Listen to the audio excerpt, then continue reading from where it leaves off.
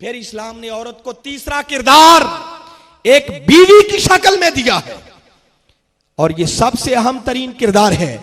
और यहां मैं तस्वीर का दूसरा रुख भी बताना चाहूंगा। पहले इस हवाले से भी औरत का मकाम और मर्तबा सुन लें कि अल्लाह रब्बुल इज्जत ने सूरह रूम के अंदर यह फरमाकर कि वमिन आयातिही अन खलकल्लाहु लकुम मिन अनफुसिकुम अज़वाजा लितस्कुनू इलैहा, फरमाया ये अल्लाह की निशानियों में से है कि उसने तुम ही में से तुम्हारा ज़ौज बना दिया। यहां मर्द को औरत का ज़ौज करार दिया जा रहा है, औरत को मर्द का ज़ौज करार दिया जा रहा है। दोनों के लिए एक लफ्ज इस्तेमाल करके मियां बीवी के लिए फिर इस्लाम ने बीवी की शक्ल में जो औरत को मकाम दिया है उसको नुमाया और वाज़ेह कर दिया। और आगे फरमाया ज़ौज क्यों बनाया? आगे फरमाया ले तस्कुनू इलैहा, ताकि मर्द औरत से सुकून हासिल करे और औरत मर्द से सुकून हासिल करे। दोनों को बराबर एक दूसरे के लिए बायसे सुकून देकर अल्लाह रब्बुल इज्जत ने फिर औरत के मकाम और मर्तबा को वाज़ेह किया। औरत को सूरह फुरकान का मुताला करे, बारी ताला ने शौहर के लिए आंखों की ठंडक करार दिया। फरमाया मेरे नेक बंदे वो हैं जो ये दुआ करते रहते हैं रब्बना हबलना मिन अज़वाजिना, मौला हमें हमारी अज़वाज की तरफ से आंखों की ठंडक अता फरमा। औरत को पांव की जूती समझने वाले उनको मुखातब करके ये बात कहना चाह रहा हूं कि कभी मेरे आका के इस इरशाद गिरामी पर गौर करें। मेरे आका ने फरमाया अद्दुनिया मताउन, फरमाया ये दुनिया एक मता है। और आगे फरमाया व खैरो मताइहा अल मरअतु सालिहा, और फरमाया दुनिया की बेहतरीन और कीमती तरीन मता अगर कोई है तो वो नेक और साले बीवी है। ये बीवी की शक्ल में मेरे आका ने औरत के मकाम को वाज़ेह किया। कहीं कुरान ने यह ऐलान किया वलाहुन्ना मिस्लुल्लज़ी अलैहिन्ना बिल मारूफ, जिस तरह औरतों के जिम्मे मर्दों के हुकूक हैं, फरमाया मर्दों सुन लो, इसी तरह औरतों के कुछ हुकूक हैं जो तुम्हारे जिम्मे हैं। फिर बराबरी की बात की, मगर ये सारी बातें करके बताना यह चाह रहा हूं कि मेरी माएं और बहनें जो काफी देर से सुन रही हैं, कहीं इन बातों को सुनकर आज घर जाके सीना तान के ना खड़ी हो जाएं कि अलामा साहब ने हमें मर्दों के बराबर करार दे दिया। यह कहना और यह समझना यह भी एक बहुत बड़ी जहालत और नादानी होगी। अब मैं तस्वीर का दूसरा रुख दिखाना चाह रहा हूं। इसमें कोई शक नहीं कि मैंने जितनी बातें की बहसियत इंसान अल्लाह रब्बुल इज्जत ने औरत को मर्द से कमतर नहीं बनाया, मगर इसका हरगिज़ यह मतलब नहीं है कि औरत हर हवाले से मर्द के बराबर हो गई। औरत और मर्द का कुल्लियतन बराबर हो जाना तो बड़ी दूर की बात, किसी एक जिन्स और नौ से ताल्लुक रखने वाली कोई दो चीजें भी कभी कुल्लियतन आपस में बराबर नहीं हुआ करती। आप कभी अंदाजा करें, कायनात का जायजा लें, सारी जमीनें एक जैसी नहीं है, सारे पानी एक जैसे नहीं है। अरे जमजम के चश्मे से निकलने वाला भी तो पानी ही है ना, और पानी बैठकर पीने का हुक्म, मगर जमजम के पानी के लिए हुक्म है कि अदबन और एहतरामन इसे खड़े होकर पिया जाए। सारे पहाड़ अल्लाह के बनाए हुए हैं, मगर सफा और मरवा वो भी तो अल्लाह ही के बनाए हुए पहाड़ है ना। मगर अल्लाह रब्बुल इज्जत ने फरमाया लोगों सुन लो, सफा और मरवा वो पहाड़ हैं जिनको मैंने अपनी निशानियां बना दिया है। महीने अल्लाह के बनाए हुए हैं, एक जैसे हैं, मगर मेरे आका ने रमजान के महीनों को सारे महीनों का सरदार बना दिया। सारी रातें एक जैसी हैं, मगर लैलतुल कदर को अल्लाह रब्बुल इज्जत ने कुरान की आयत की शक्ल में फरमा दिया लैलतुल कदरी खैरुम मिन अल्फी शहर, फरमाया कदर की रात वो है जो 1000 महीनों से भी बढ़कर है। तो जब ये चीजें बराबर नहीं है तो फिर मर्द और औरत कुल्लियतन बराबर कैसे हो सकती है? अरे दो मर्द कुल्लियतन आपस में बराबर नहीं हो सकते। कुरान ने इसी बात की तरफ इशारा करते हुए तो फरमाया उन्जर कैफा फद्दलना बादहुम अला बाद, बराबरी की बात करने वालों कभी गौर करो हमने किस तरह बाजों को बाजों पर फजीलत भी दे रखी है। अब सुने कुरान का वो मकाम कि अल्लाह रब्बुल इज्जत ने मर्द को फजीलत कैसे अता की। वही सूरह निसा कुरान पाक की 4थी सूरत और उसकी आयत नंबर 34 का कभी मुताला करें। अल्लाह रब्बुल इज्जत ने इस मकाम पर इरशाद फरमाया, अर्रिजालु कव्वामूना अलन निसा, फरमाया हमने मर्दों को औरतों का मुहाफिज बनाकर भेजा है, औरतों की निस्बत उन्हें कव्वामून बनाकर भेजा है, उनको घर का सरबराह बनाकर भेजा है। जिस तरह दुनिया के अंदर किसी कारखाने और फैक्ट्री का निजाम किसी मैनेजर के बगैर, किसी स्कूल का निजाम उसके प्रिंसिपल और हेडमास्टर के बगैर नहीं चल सकता, अल्लाह रब्बुल इज्जत ने घर के बुनियादी यूनिट का निजाम चलाने के लिए औरत को घर का सरबराह नहीं बनाया, बल्कि घर का सरबराह मर्द को बनाया है। फरमाया इस हवाले से हमने मर्दों को औरतों का मुहाफिज और कव्वामून बनाकर भेजा। क्यों? उसकी आगे रीजंस बयान की। फरमाया बिमा फद्दलल्लाहु बादहुम अला बाद, हमने मर्दों को यह फजीलत इसलिए की कि हमने कायनात में बहुत सारी चीजों को दूसरी पर फजीलत अता कर रखी है। फरमाया एक ये वजह और दूसरी वजह आगे बताई, व बिमा अनफकू मिन अमवालिहिम, और फजीलत की दूसरी वजह यह है कि मर्द को हमने खर्च करने का जिम्मेदार बनाया है। क्योंकि खर्च वो करता है, औरत की जुमला जरूरियात का कफील वो है, इसलिए हमने मर्द को औरत पर फजीलत अता की है। यही बात इसकी तरफ इशारा दूसरे मकाम पर फरमाया, वलिर्रिजाली अलैहिन्ना दरजा, हमने मर्दों को औरतों पर एक दर्जा की फजीलत अता की है, और वो फजीलत घर का सरबराह और एक मुंतजिम होने के नाते से है। वो इस वजह से नहीं है कि वो इंसान होने के नाते कोई औरत से ज्यादा ऊंचा मकाम हासिल कर लेता है। अब मर्द का मकाम अगर सुनना हो तो ताजदारे कायनात सल्लल्लाहु अलैहि वसल्लम ने इरशाद फरमाया अगर कोई औरत इस हाल में फौत हुई कि उसका शौहर उससे राजी था, तो फरमाया उस औरत को जन्नत में जाने से रोक कोई नहीं सकता। गोया बीवी के लिए जन्नत उसकी शौहर की रजा को करार दिया है। फिर मेरे आका ने इरशाद फरमाया, अगर किसी शख्स ने अपनी बीवी को बुलाया और उसकी बीवी ने इनकार कर दिया, न गई, तो फरमाया ऐसी औरत पर सारी रात अल्लाह के मलाइका लानत करते रहती हैं। मर्द के मकाम और मर्तबा को वाजे किया जा रहा है। इस हवाले से याद रखें, हमारी मायों बहनों को, बेटियों को इन बातों को भी मद्देनजर रखना चाहिए। ऐसी औरतों की भी कमी नहीं है कि जो अपने शौहरों के सामने भी अकड़ के खड़ी हो जाती हैं और कहती हैं हम तुमसे किसी हवाले से कम नहीं है। अगर वो कमा के 4 टके ले आए, इसका रोब मर्दों पर जमाती रहती हैं। यह भी कोई सही किरदार अदा करने वाली बात नहीं है, बल्कि अच्छी औरत ही वो है जिसके लिए जो कुरान ने अगला किरदार इसी सूरह निसा की आयत नंबर 34 में मुतय्यन किया। आगे फरमाया फस्सालिहात, अब साले, नेक, मुत्तकी, परहेजगार खवातीन अल्लाह के यहां वो हैं कानितातुन हाफिजातुन लिल गैबी बिमा हाफिजल्लाह। फरमाया अच्छी औरत, अच्छी बीवी वो है जिसका पहला किरदार ये होना चाहिए कानितातुन, कि उसे अपने शौहर की मुती और फरमाबरदार होना चाहिए। अब मैं ये कुरान की बात कर रहा हूं कि कुरान ने बीवी को क्या किरदार अता किया है, उसका कैसा किरदार होना चाहिए। फरमाया अच्छी बीवी वो है जो अपने शौहर की मुती और फरमाबरदार हो। देखिए ना, जब उसे घर का सरबराह मर्द को बना दिया गया, तो अब अगर उसकी अतात कोई नहीं करेगा, कोई बराबरी में आकर खड़ा हो जाएगा, तो घर का निजाम नहीं चलेगा, बल्कि पूरा घर का निजाम तबाह होकर रह जाएगा। अब हर मामले के अंदर औरत को मर्द की इताअत करनी चाहिए। हर हवाले से अपने मर्द की, शौहर की ख्वाहिश को मद्देनजर रखना चाहिए। ऐसे लोगों को घर में मत आने दें जिनके आने से शौहर नाराज होता। अगर जॉब करनी है, नौकरी करनी है, हां इस्लाम ने औरत को नौकरी करने की, जॉब करने की इजाजत दी, मगर चूंकि औरत की जुमला जरूरियात का कफील उसके मर्द को और शौहर को बनाया है, तो कोई जॉब करने से पहले जरूरी है कि वो अपने शौहर की इजाजत ले। वो इजाजत दे तो उसे जाने की इस्लाम इजाजत देता है। अगर वो इजाजत नहीं देता तो फरमाया फिर उसको घर का डिसिप्लिन खराब करने की हरगिज इजाजत नहीं है।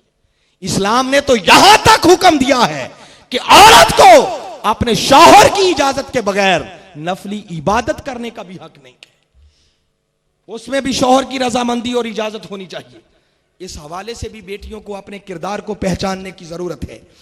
फिर दूसरा किरदार जो इस्लाम ने औरत को यहां पर दिया, फरमाया हाफिजातुन लिल गैब, मर्द की गैर मौजूदगी में वो उसकी हिफाजत करने वाली।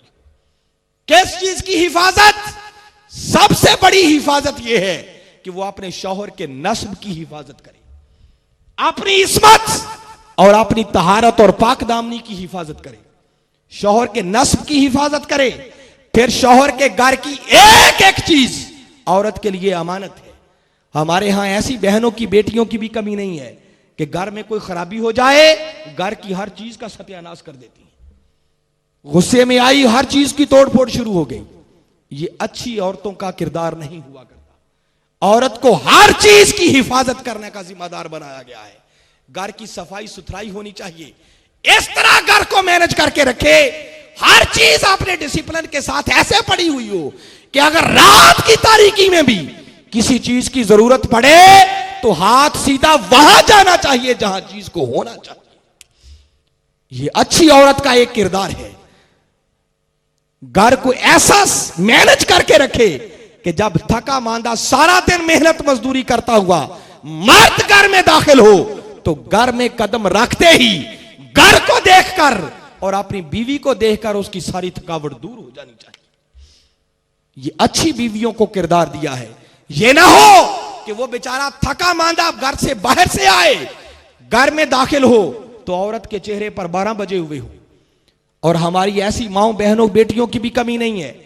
मर्द बेचारा सारी जिंदगी अगर उसकी हर ख्वाहिश को पूरा करता रहे और किसी मजबूरी की वजह से अगर कभी एक मर्तबा कोई उसकी ख्वाहिश पूरी ना हो सकी तो बाद ऐसी बेटियां नाशुक्री भी हैं, सारी नहीं, मैं कुछ की बात कर रहा हूं, फौरन उसी वक्त जुमला बोल देंगी कि जब से इसके घर आई हूं कोई चीज मुझे मिली नहीं है। इस नाशुक्री की वजह से भी मेरे आका ने फरमाया कि कसरत के साथ औरतें जहन्नुम की आग में जाएंगी। लिहाजा आपने इस किरदार को भी पहचानने की कोशिश करें। और दूसरी तरफ मैं अपने भाइयों से भी मुखातिब होकर यह बात कहना चाहूंगा कि जहां अल्लाह रब्बुल इज्जत ने औरत को हुक्म दिया कि उसे ऐसा किरदार पेश करना चाहिए कि मर्द के लिए बायस सुकून हो, मर्द घर में दाखिल हो तो उसकी थकावट दूर हो जाए, तो याद रखें मर्द को औरत के लिए भी बायस सुकून बनाया है। मत समझा करें कि आप सारा दिन मेहनत मजदूरी करते हैं, औरत घर में कोई फूलों की सेज पर नहीं बैठी रहती। आप कभी अपने घरों के माहौल का जायजा लें, घर में सबसे पहले बेदार होने वाली एक खातून होती है। अल्लाह ने उसे तौफीक दी हो तो फिर वो नमाज पढ़ती है, कुरान पाक की तिलावत करती है, फिर उसने बच्चों को उठाना है, उसको वॉशरूम ले जाकर सारा करके उनकी तैयारी करनी है, नाश्ता करवा के उन्हें स्कूल भेजना है, फिर शौहर साहब की बारी आ गई, उनका नाश्ता, उनके कपड़े इस्त्री, उनकी तैयारी। घर के अगर 10 अफराद हैं तो एक एक की टाइमिंग के मुताबिक बसा औकात उसे नाश्ते बना बना के देने पड़ते हैं। आप तो चले गए, अब वो फारिग नहीं है, उसने बर्तनों की धुलाई करनी है, घर की सफाई करनी है, कपड़े भी धोने हैं, फिर दोपहर का खाना तैयार करना है, फिर बच्चों की स्कूल से वापसी। तो गोया औरत भी घर में कोई सारा दिन फारिग नहीं रहती। शौहराने गिरामी को भी इस बात का एहसास करना चाहिए कि जब वो पलट के घर आए तो उनके चेहरे पर भी एक खुशी की मुस्कुराहट की लहर होनी चाहिए। औरत शौहर को देखे तो उसकी भी सारे दिन की थकावट दूर हो जानी चाहिए। इसलिए हाज़रीन मुकर्रम में दोनों तबकात से बैक वक्त मुखातिब होकर ये अर्ज कर रहा हूं कि ये छोटी छोटी बातें हैं, इनको मद्देनजर रखते हुए अपने घरों को जन्नत बनाने की कोशिश करें, घरों के माहौल को जहन्नुम ना बनाएं। हमारे यहां ऐसे भाइयों की भी कमी नहीं है, जब तक घर से बाहर हैं हर बात बड़ी नरम लहजे में होती है। उधर घर में दाखिल हुए जैसे कोई फिरौन घर में दाखिल हो गया, बच्चे भी डर के मारे दबक के बैठ जाते हैं। यह कोई इंसानियत नहीं है। हंडिया में नमक थोड़ा सा ज्यादा पड़ गया, ऐसे शौहराने गिरामी की भी कमी नहीं है, वो हंडिया ही उलट के रख देते हैं, प्लेट ही दीवार पे दे मारते हैं, खाना पकाना ही नहीं आता है। यह कोई इंसानियत नहीं है। इन चीजों को हमेशा मद्देनजर रखें। और औरतें और हमारी माएं बहनें बेटियां सुने, जैसे मैंने बताया कि घर के अंदर एक डिसिप्लिन सफाई सुथराई होनी चाहिए। और हमारी ऐसी बहनें भी हैं कि वो घर को मैनेज करती हैं। आप कोई कमरे में दाखिल हुए, आपकी नजर पड़ी, घर की हर चीज बड़ी डिसिप्लिन के साथ पड़ी हुई नजर आती है कि बड़ी सफाई की हुई है, मगर अचानक जब कमरे की अलमारी का दरवाजा खोला, धड़ाम से हर शय नीचे आ गिर दी। वो समझ आ जाती है क्या सफाई की थी। वो सारा कूड़ा करकट गंद उठाया, किसी कोने खुदरे में जमा कर दिया। ये भी अच्छी बेटियों का किरदार नहीं है। फिर बेटियों को ऐसा होना चाहिए, बीवियों को ऐसा होना चाहिए कि हर चीज घर के अंदर डिसिप्लिन के साथ पड़ी हुई हो। वो मर्द की ख्वाहिशात का एहतराम करें, मर्द औरतों की ख्वाहिशात का एहतराम करें। हम अपने हुकूक का तो मुतालबा करते हैं, मगर अपने फराइज अदा करने की कोशिश नहीं करते। मेरे आका के उस्वा हसना को कभी सामने लाएं। मेरे आका का अपनी अज़वाज के साथ हुस्न सलूक यह होता था कि मेरे आका कोई अच्छी चीज घर में पकती तो खदीजातुल कुबरा रजी अल्लाह ताला अन्हा की सहेलियों के घर भी बेचते, उनको खुश करने के लिए। उम्मुल मोमिनीन हजरत आयशा सिद्दीका रजी अल्लाह ताला अन्हा, एक बार हबशियों का खेल मेरे आका ने सैयदा कायनात को अपनी पुश्त के पीछे खड़े होकर अपने कंधे के ऊपर से हबशियों का खेल दिखाया और बार बार पूछते रहे कि आयशा क्या खेल देखकर तेरा जी भर गया है। यह भी हुस्न सलूक का एक एंगल और पहलू है। मैंने बस चंद बातें बड़ी जरूरी मुहताज जुमलों के अंदर कर दी हैं, क्योंकि दामने वक्त में मैं देख रहा हूं इतनी गुंजाइश नहीं है। फिर मौका मिला तो ये एक एक किरदार इस बात का तकाजा करता है कि इस पर पूरा पूरा लेक्चर होना चाहिए। फिर चौथा किरदार जो इस्लाम ने औरत को दिया है वो एक मां की शक्ल में है, और मां की शक्ल में इससे बढ़कर औरत का मकाम क्या होगा कि बार बार कुरान पाक में फरमाया वबिल वालिदैनी इहसाना, फरमाया वालिदैन के साथ हुस्न सलूक करो। एक सहाबी मेरे आका की बारगाह में हाजिर हुए, अर्ज की आका सबसे बढ़कर मुझ पर किसका हक है। मेरे आका ने फरमाया तेरी मां का। उसने फिर पूछा आका उसके बाद, मेरे आका ने फरमाया फिर तेरी मां का। फिर तीसरी मर्तबा पूछा, मेरे आका ने यही जवाब दिया, और चौथी मर्तबा पूछने पर मेरे आका ने फरमाया तेरे बाप का। गोया मेरे आका ने इस इरशाद से कि मां का हक बाप से भी 3 गुना ज्यादा है, यह फरमाकर मां के मकाम मर्तबा को वाज़ेह कर दिया। और यह इरशाद मेरे आका का अल जन्नत तहता अक़दामिल उम्महात, कि जन्नत मां के कदमों के नीचे है, यह भी मां के मकाम मर्तबा को वाज़ेह कर रहा है। अब मां का किरदार क्या होना चाहिए, इस हवाले से भी बड़ी तवज्जो तलब बात है। एक मां का सबसे बेहतरीन किरदार यह है कि वो अपने औलाद की सही मानों में तालीम और तरबियत का एहतमाम करे। औलाद के लिए सबसे बड़ी दरसगाह और पहली दरसगाह एक मां की गोद होती है। अगर आज माएं समझ जाएं तो कौमों को फिर अच्छी नस्लें मुयस्सर आ सकती हैं। तारीख का मुताला करें, कहते हैं मौला कायनात अली शेर खुदा रजी अल्लाह ताला अन्हो के 18 बेटे थे, मगर उनमें कोई दूसरा हसन और हुसैन नहीं था। क्यों? वजह यह थी कि उनकी मां सैयदा कायनात नहीं थी। वो पीछे मां का एक किरदार था। कोई बड़ी हस्ती और शख्सियत आप देखेंगे, उस बड़ी हस्ती के पीछे किसी मां का किरदार होगा। मां के किरदार के बगैर कोई बड़ा ना बन सका। आप कभी तारीख का मुताला करें, अरे वो बाबा फरीद गंज शकर रहमतुल्लाहि ताला अलैह एक दिन अपनी वालिदा के पास बैठे हैं और वालिदा से मुखातिब होकर अर्ज करते हैं कि अम्मी जान, जब से मैंने होश संभाला है मेरी तहज्जुद की नमाज कभी कज़ा नहीं हुई। यह सुनकर आपकी वालिदा फरमाने लगी कि बेटे, अगर तेरी तहज्जुद की नमाज कभी कज़ा नहीं हुई तो इसमें तेरा कमाल क्या है। फरमाया यह तेरा कमाल नहीं है, बल्कि कमाल तेरी मां का है कि जिसने आज तक जिंदगी में कभी बगैर वुजू के दूध ही नहीं पिलाया था। यह माओं का किरदार था। पूछिए हुजूर गौसुल आजम शेख अब्दुल कादिर जिलानी रजी अल्लाह ताला अन्हु, उनको यह ऊंचा मकाम गौसुल आजम होने का कैसे मिला। उनके पीछे भी एक मां का किरदार था। जब आपके ससुर निकाह करने लगे तो उन्होंने गौसुल आजम अब्दुल कादिर जिलानी रजी अल्लाह ताला अन्हु को मुखातब करके फरमाया कि बेटे, जिस बेटी से निकाह कर रहा हूं ये मेरी वो बेटी है जो आंखों से अंधी है, जो कानों से बहरी है, हाथ पांव से अपाहज है। निकाह हो गया।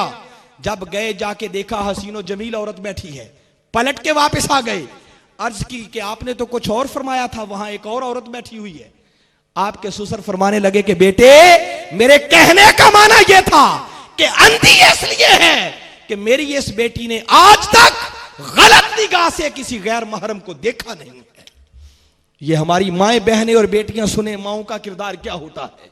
फरमाया बहरी इसलिए है कि बुरी आवाज कभी कानों में नहीं आने दी, अपाहज इसलिए है कभी अपने पांव से चलकर गुनाहों की तरफ नहीं गई है।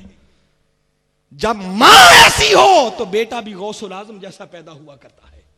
अब मैं जहां से एक बात की तरफ आपका तसव्वुर लाना चाह रहा हूं, अरे जरा चश्मे तसव्वुर में लाएं, अगर बेटा गौसुल आजम हो तो मां वो होती है जिसने बुरी निगाह से गैर महरम को देखा ना हो, गलत आवाज कानों में ना पड़ी हो।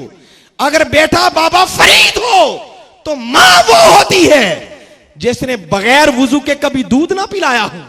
तो जरा चश्मे तसव्वुर में लाएं, अरे उस मां का मकाम क्या होगा जिस मां के लख्ते जिगर मोहम्मद मुस्तफा। उस मां की शान और अजमत का मुकाबला फिर कौन कर सकता है। मेरे आका के वालिदैन करीमैन की निस्बत ईमान के ना होने का तसव्वुर करने वाले ये तसव्वुर करके अपने ईमानों को गारत ना करें।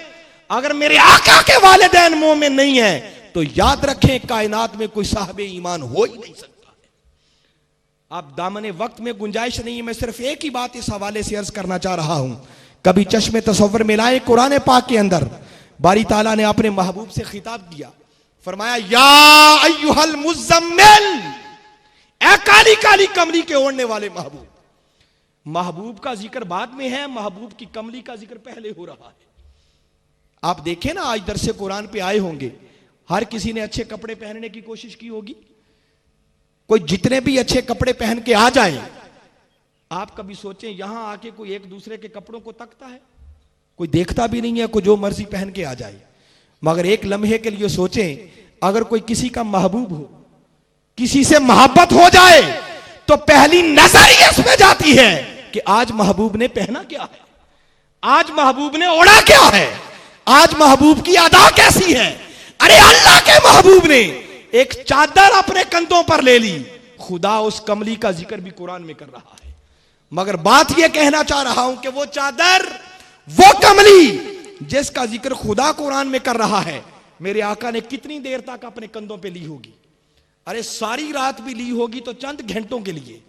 बात यह कहना चाह रहा हूं कि अरे वो चादर, जिस चादर ने चंद घंटों के लिए महबूब को अपनी गोद में ले लिया, वो अल्लाह को इतनी प्यारी हो गई कि अल्लाह उसका जिक्र कुरान में कर रहा है। तो जरा चश्मे तसव्वुर में लाओ वो मां, अरे जिस मां के रहम में 9 माह तक मेरे आका का नूर रहा होगा, वो मां अल्लाह की कितनी प्यारी बंदी होगी। उस बाप का मकाम क्या होगा जिस बाप की पुश्त में न जाने कितने सालों तक हमारे आका का नूर मुतमक्किन रहा होगा। दोस्तों बातें बहुत हैं, अभी 5वां किरदार और वक्त मांगता है। अब मैं उसको भी छोड़ रहा हूं ताकि बर वक्त बात खत्म की जाए। बस आज की मेरी सारी गुफ्तगू का नतीजा यह है कि इस्लाम ने औरत को वो मकाम अता किया है जो दुनिया का कोई मुआशरा ना आज तक दे सका है, ना क़यामत तक दे सकेगा।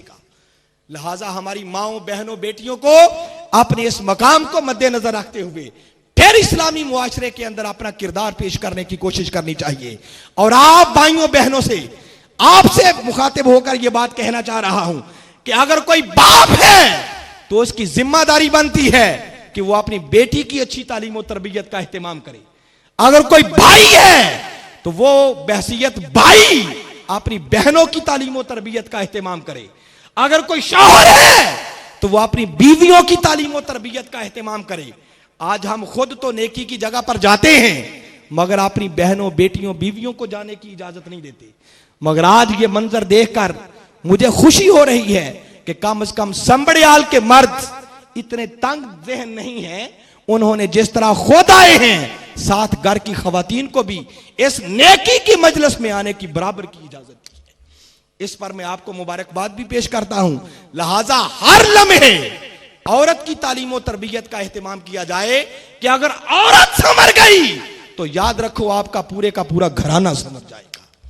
मिनहाजुल कुरान के जहां और बहुत सारे कारहाय नुमाया हैं, वहां एक बहुत बड़ा कारनामा यह भी है कि मिनहाजुल कुरान ने और हजूर शेखुल इस्लाम प्रोफेसर डॉक्टर मोहम्मद ताहिरुल कादरी ने हर मौका पर मर्द के साथ साथ औरत की इस तालीम और तरबियत का भी एहतमाम किया है। दुनिया के 100 से ज्यादा मुमालिक के अंदर मिनहाजुल कुरान का नेटवर्क है, मगर हर जगह पर जहां मर्दों की मिनहाजुल कुरान की तंजीम है, मिनहाजुल कुरान यूथ लीग है, MSM है, वहां बराबर मिनहाजुल कुरान विमेन लीग का प्लेटफॉर्म भी है।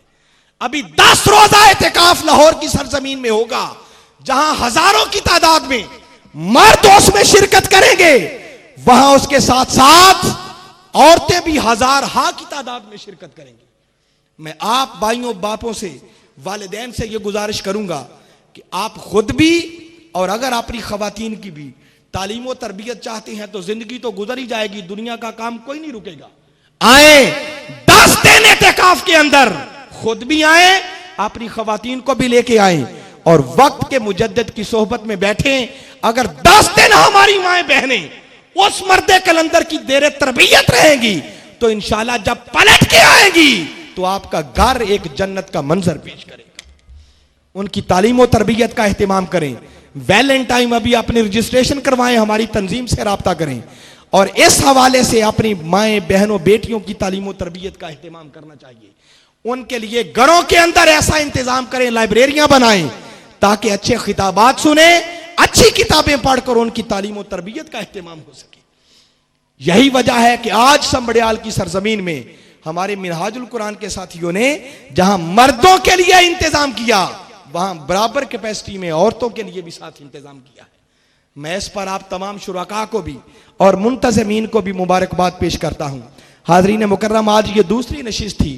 कल इंशाअल्लाह इन 7 रोजा दुरूस इरफानुल कुरान की तीसरी नशिस्त होगी और कल हमारे इंतहाई मंजे हुए अजीम स्कॉलर अल्लामा इरशाद हुसैन सईदी साहब तशरीफ ला रहे हैं, जो एक अरसा से भोपाल वाला में आपको मालूम है दरसे कुरान दे रहे हैं। आपके संबड़ियाल में भी महाना दरसे कुरान में आते रहे हैं और कल उनका मौजू होगा मेरी जिंदगी का मकसद तेरे दीन की सरफराजी। सब्जेक्ट भी बड़ा अहमियत का हामिल है। मैं उम्मीद करता हूं कि जहां आप खुद कल आएंगे, हर शख्स अपने साथ 2-2 बंदों को और लेके आएगा, 10-10 अफराद तक और दावत पहुंचाएगा। वैसे क्या ख्याल है, मैं आपकी राय लेना चाह रहा हूं, ये दुरूसे कुरान की नशिस्तें होनी चाहिए या नहीं होनी चाहिए? जो चाहते हैं होनी चाहिए जरा हाथ खड़ा करें। माशाअल्लाह, अल्लाह ताला आपके इस ज़ौक़ को सलामत रखे, मगर इस नेकी के काम में खुद भी शरीक हो जाए। ये कोई इन्वेस्टमेंट वाला काम नहीं है, आपने खाली जुबान हिलानी है। आपके घर के अंदर 10-10, 15-15 अफराद मौजूद हैं। आप अगर उस्ताद हैं तो आपके शागिर्द, अगर दुकानदार हैं तो सारा दिन जो ग्राहक सौदा लेने के लिए आए उनको एक सौदा ये भी बेचें कि फुला हॉल के अंदर हाई स्कूल की ग्राउंड में फजर की नमाज के बाद दरसे कुरान होगा, आप भी हमारे साथ वहां चलिए। अगर कोई शख्स आपकी दावत पर आ गया और हमारी कोई टूटी फूटी बात उसकी समझ में आ गई तो अगर उसकी जिंदगी संवर गई तो जब तक वो नेक अमाल करता रहेगा, याद रखें आपके नामा या अमाल में खुद ब खुद नेकियां लिखी जाती रहेगी। तो क्या ख्याल है, और लोगों को भी दावत देंगे? जो दावत देने का वादा करते हैं वो हाथ खड़ा करें। कितने हैं? आना ना आना बाद की बात है। अल्लाह आपको इसमें इस्तेकामत अता फरमाए। अभी वजीराबाद में परसों हमारा 8 रोजा दुरूस कुरान का सिलसिला खत्म हुआ है और यकीन जाने वहां उनका इससे बड़ा पंडाल था, वो भर गया, गलियां भर गई, मोहल्ले भर गए, लोगों ने अपने मकानों के दरवाजे खोल दिए, छतें भर गई और पंडाल से बाहर रेलवे लाइन तक एक अवाम का जम्मे गफीर था और एक मुहतात अंदाजे के मुताबिक कम अज कम 15,000 मर्दों खवातीन का वहां इज्तिमा था। और इंशाअल्लाह मैं उम्मीद करता हूं कि जब 7वां दिन आएगा तो इस ग्राउंड के अंदर भी तिल धरने की जगह नहीं मिलेगी। अल्लाह आपको सलामत रखे। इसमें आप लोगों ने अपना हिस्सा डालना है। मैं बारे दीगर मुंतज़मीन को और तमाम शुरकाए दर्स को दिल की अथाह गहराइयों से इस आसन कदम पर और इसके इंतजाम पर मुबारकबाद पेश करता हूं और अल्लाह रब्बुल इज्जत की बारगाह में दुआ गो हूं कि बारी ताला आपकी इस काविश को अपनी बारगाह में शर्फ कबूलियत अता फरमाए। वमा अलैना इल्लल बलाग।